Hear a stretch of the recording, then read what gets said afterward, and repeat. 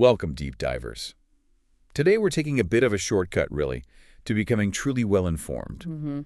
We're embarking on a deep dive into a really insightful resource. Yeah. We're opening up the Overcomer's Secret. It's a foundational text from a unique part of the Online Discipleship Program, the ODP. The pharmacy section, I know the one. Exactly. They call it that because it's all about cultivating spiritual health and, character. That's right. And our mission today really is to unpack the critical insights from this material, specifically into God's laws and systems. Okay. The goal, as the ODP puts it, is understanding how these systems empower us, how they help us cultivate attitudes that are heaven-worthy and heaven-ready. Heaven-worthy and heaven-ready. I like that framing. Yeah, and it's not just theory, right? It's about getting practical knowledge for what they call an overcomer's secret, that deep truth for a victorious spiritual life. Absolutely.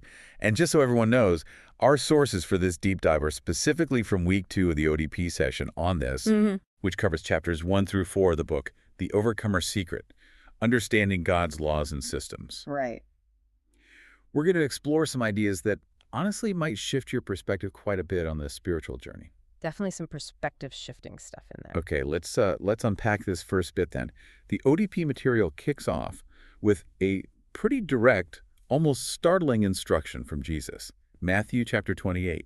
Yeah, it's quite blunt. He says, "Unless you turn to become like little children, you will never enter the kingdom of heaven." And he's saying this to his disciples. Exactly. Which really makes you pause and think, what did he actually mean by childlike? Well, what's fascinating is how the ODP teaching clarifies that straight away. Okay. Jesus isn't talking about being childish, immature, foolish. Right, not throwing tantrums. No, definitely not. It's about holding on to the innocence of a child, cultivating these clean attitudes of honesty, humility, and faith. The HHF they mentioned. Exactly, HHHF. It's the spiritual posture of openness, of trust. And that really stands in contrast to what we often bump up against in the world, doesn't it? Absolutely. The source material points out how our jobs, schools, communities, basically everyday life can kind of accidentally train us in the opposite. Things like dishonesty, pride, arrogance. Self-preservation too. Doubt, unbelief. Yeah, all leading to what the teaching calls these nasty attitudes. So for you listening, the challenge is pretty clear then. How do we actually resist that conditioning from the world? And if you connect that thought back to the bigger picture, you see exactly why Jesus gave that instruction so directly. Okay, also. The ODP uses the disciples themselves as a prime example. They were apparently getting caught up in carnal conversations. Carnal conversations, like we're literally competing. Who had more status? Who had more authority? Wait. Yeah, picturing Peter, James, and John maybe arguing about who brought more gold into the ministry fund or who Jesus called first. Sort of jockeying for position, like who gets to be second vice president. Exactly. That's the kind of vibe. They were grown men, but their attitudes were miles away from the HHF Jesus was looking for. It sounds almost funny now, but you can imagine the tension back then. Oh, for sure. So Jesus had to cut right through that, didn't he? He did.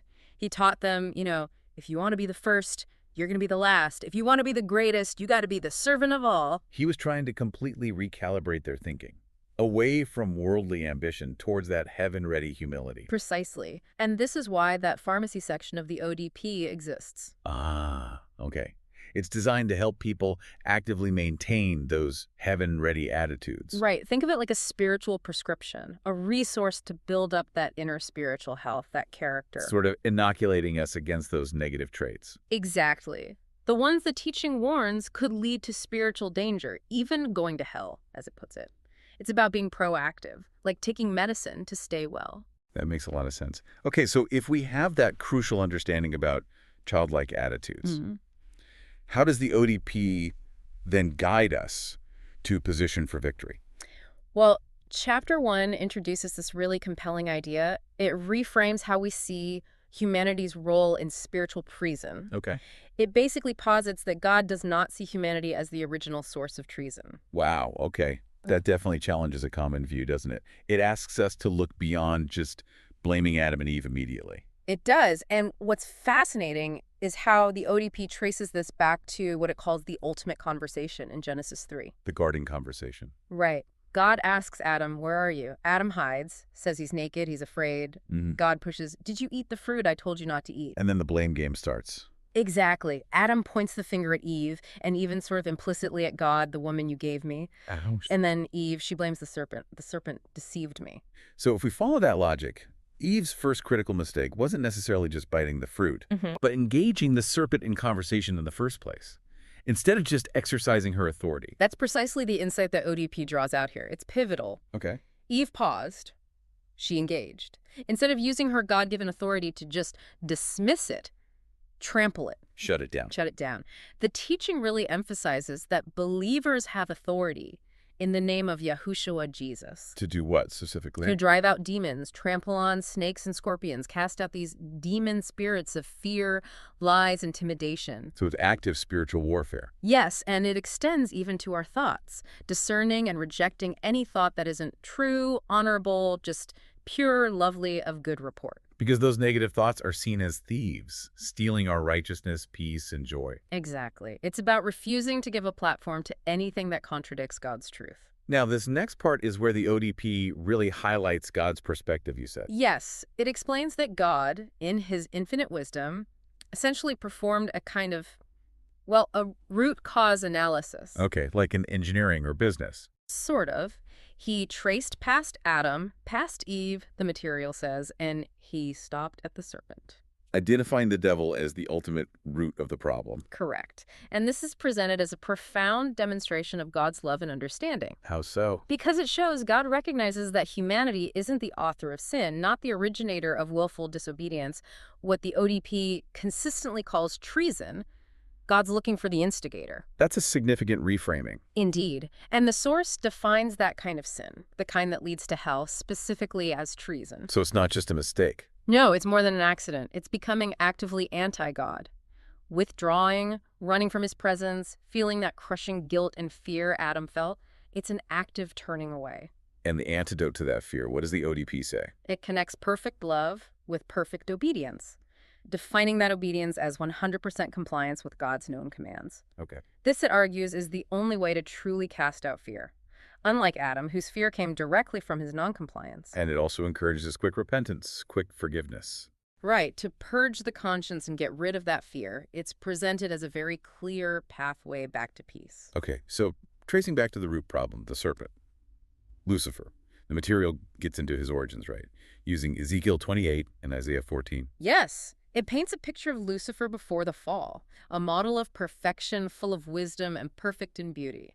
An anointed guardian cherub. Right. And importantly, it says he was in Eden, the Garden of God. But here's a crucial ODP insight. What's that? This Garden of Eden was in heaven, not on earth as commonly pictured. Really?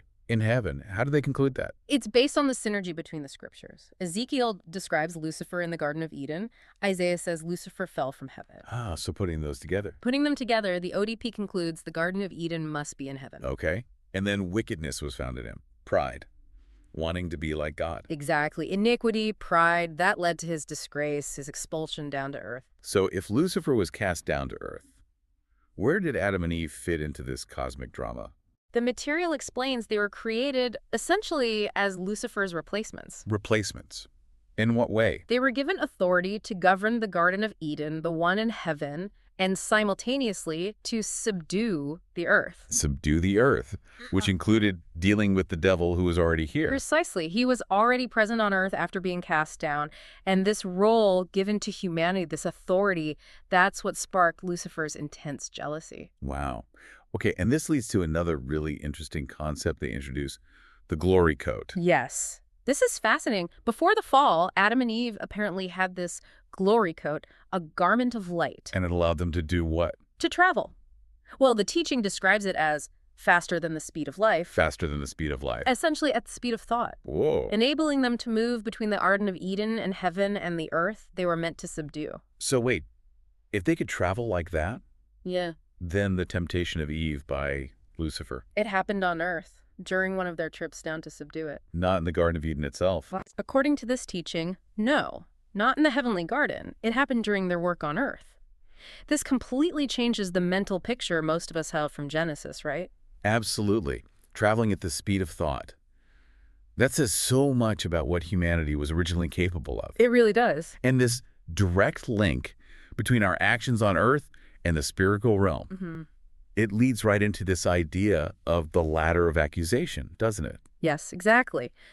The ODP teaches that our treason, our disobedience, aligning with that anti-God mindset, it actually creates a kind of platform. Or a ladder. Or a ladder, yes, for Lucifer to climb up near God's throne and become the accuser of the brethren, like it says in Revelation 12. So our sin gives him ammunition, basically. That's the idea. Right. And the illustration used is really powerful. David's sin with Bathsheba. Okay. His actions, the scripture says, caused the enemies of God to utter blasphemous accusations against the Lord himself. Wow. So our personal sin provides the platform for accusation against us and even against God. It demonstrates how our choices aren't just isolated, they have these cosmic ripple effects. And this concept of the portal fits in here too, right? It sounds quite tangible. It does. The source describes the portal as the heavenlies over your head. Your personal connection point to God. Okay. And it can get cluttered by the devil's accusations when there's human treason involved. Like spiritual static or spam blocking the connection. That's a great analogy, like a clogged spiritual firewall. If it's jammed with the spam of accusations fueled by our actions. Then the downloads God's blessings, answer prayers they can't get through easily. That's the visualization offered. It really drives home the spiritual impact of our choices. So how do we clear the portal then? This brings us to the ministry's core concept, zero treason. Zero treason, or perfect compliance. Right. Meaning 100% obedience to God's commands that we know. That is presented as the way to cut the devil down. Yes. To dismantle his ladder, clear your portal, and allow God's blessings to flow freely. And it applies to the commands we already know, not some impossible standard of perfection on day one. Exactly. The emphasis is on obedience to what God has already revealed to you. As you grow in obedience, he reveals more. It's presented as an active participation in spiritual hygiene, keeping that connection clear. Actively removing the platform for accusation. Okay. This idea of zero treason really underscores how our actions interact with, well, divine mechanics. Yes. And that leads us right into the ODP's distinction between God's ways versus his actions, introducing the idea that God's whole creation is governed by certain laws, certain systems. Not necessarily to hurt humanity, but to make creation work. That's a key quote from the material. Okay, so these are fundamental operating principles. Yes. And the ODP gives some great examples of natural laws to illustrate. Like gravity. Right. Throw something up, it comes down, unless another law, the law of lift for an airplane, overrides it. Or electricity. Yeah, powers our cities, but touch a high-tension cable without respecting its laws. And it's deadly. Exactly. And the law of seed time and harvest, you plant now, you reap later, these aren't punishments, they're just how things work. Foundational stuff for interacting successfully with creation. What really jumps out, though, is the distinction they draw from Psalm 103.7. Ah, yes. That God made his ways known to Moses, the immutable laws, the principles. But only his actions to the children of Israel. Why is understanding the ways so much more critical than just seeing the actions? Well, think about it. When God showed Moses his ways, Moses got insight into the principles, the why behind what God was doing. Okay. The children of Israel, on the other hand, they mostly saw the what. The Red Sea parting, the manna falling, the judgments. They experienced the results, but didn't always grasp the underlying reason. Exactly. And that often led them back into disobedience because they hadn't internalized the principles. The ODP points to Moses' prayer in Exodus 33:15. Show me your way that I may know you. That's the one. It's held up as the model for gaining what the ODP calls revelation knowledge. Revelation knowledge, meaning A deeper experiential understanding of God's operating principles. Not just head knowledge, but heart understanding. So for us, for you the listener, the application is pretty direct. Very much so. We're encouraged to actually cry out for this revelation knowledge daily, using Moses' prayer, maybe at night, and then in the morning, focusing on seeking God's kingdom and righteousness from Matthew 6.33. Which the ODP shortens to carry G. Right, carry G, and this consistent commitment, this daily practice. The material assures us it eventually leads to that deeper understanding and helps sustain a strong prayer life. It's a very practical spiritual exercise for unlocking God's ways. Okay, so beyond natural laws, this brings us to spiritual laws. Yes.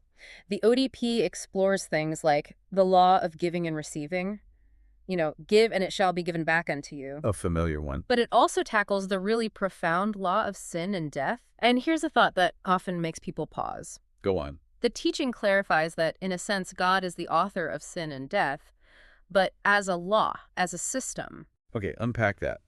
Not that he causes sin, but he set up the system where sin leads to death. Precisely. He established the consequence. The devil, the teaching says, would actually prefer a law of sin and blessing. So he could tempt people without them facing the automatic negative outcome. Exactly. But no such law exists in God's ordered universe. Sin inherently leads to death, spiritually speaking, because that's the law God established. That's a critical distinction. God established the system, the consequence, not the act itself. Right. And the ODP breaks down the enforcement of these spiritual laws into two types, similar to natural laws. Okay, what are they? First, there are automatically enforced laws. Automatically enforced. What does that look like?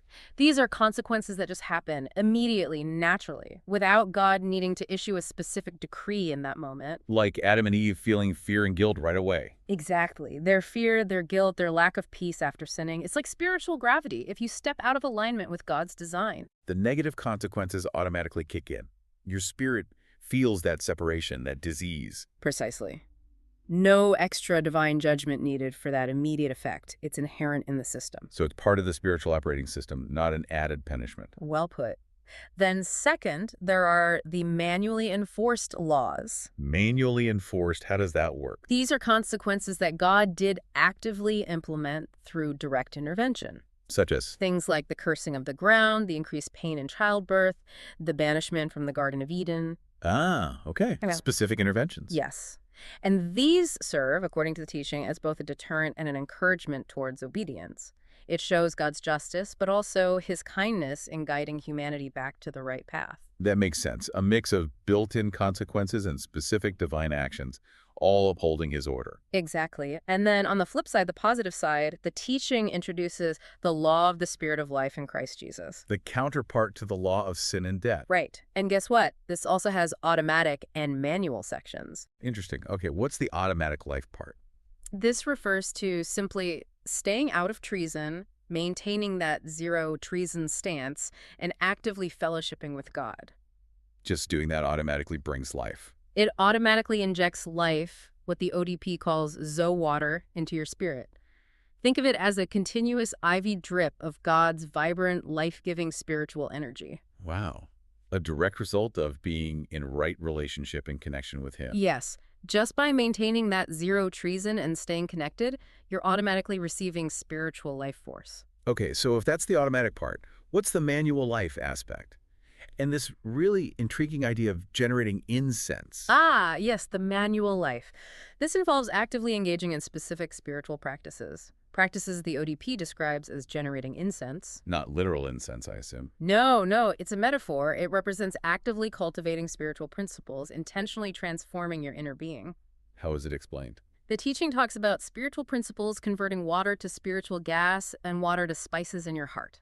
Okay, what does that mean practically? In practical terms, it means consciously choosing thoughts, words, and actions that align with God, things that are pure, holy, thankful, worshipful, actively meditating on his word, praising him. So you're intentionally creating a spiritual atmosphere. Exactly. You're generating a spiritual fragrance, an atmosphere around you that's so potent, so aligned with divine law. That it has tangible effects. Yes. The teaching claims it can actively push away demonic influences and even precipitate further blessings into your life. Precipitate blessings, like make them happen. That's the idea, and it gets even more specific when this spiritual incense is present, when you're actively generating it. What happened? The teaching states that demons are compelled to shut up. Shut up? Why? Because it's a spiritual law. The presence of that godly atmosphere, that incense, creates an environment where they legally cannot operate or accuse freely. It overrides their influence. Wow, that is a powerful image. Demons being silenced by spiritual law just because of our conscious choices and focus. It's a very active view of spiritual life, and that's a concept that ODP promises to explore much more extensively next week. It certainly leaves us with a lot to think about. A real cliffhanger. Definitely. So just to recap that, this deep dive into the overcomer's secret has really highlighted that understanding God's laws and systems is absolutely key to being an overcomer. Mm. It's about nurturing those heaven-ready attitudes, maintaining zero treason, and making sure we have a clear portal for God's blessings to flow.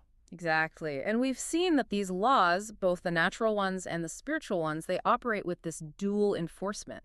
Some effects are automatic, just built-in consequences or benefits. And others are manual, requiring God's intervention or our active participation. Right. So for you, the listener, really reflecting on this might prompt a powerful question. Which is, How can you more actively align with these divine systems? How can you foster that automatic life in your spirit just by staying close to God and out of treason? and beyond that, how can you intentionally generate that manual life, that spiritual incense, to actively bring more of God's presence and blessings into your specific situation? It shifts the focus from passive recipient to active participant. Absolutely. And maybe here's a final thought for you to carry forward from all this. Consider that when you embrace these divine laws, you're not just trying to avoid punishment or earn rewards. You're actually participating in sustaining the very order and purpose of God's creation itself.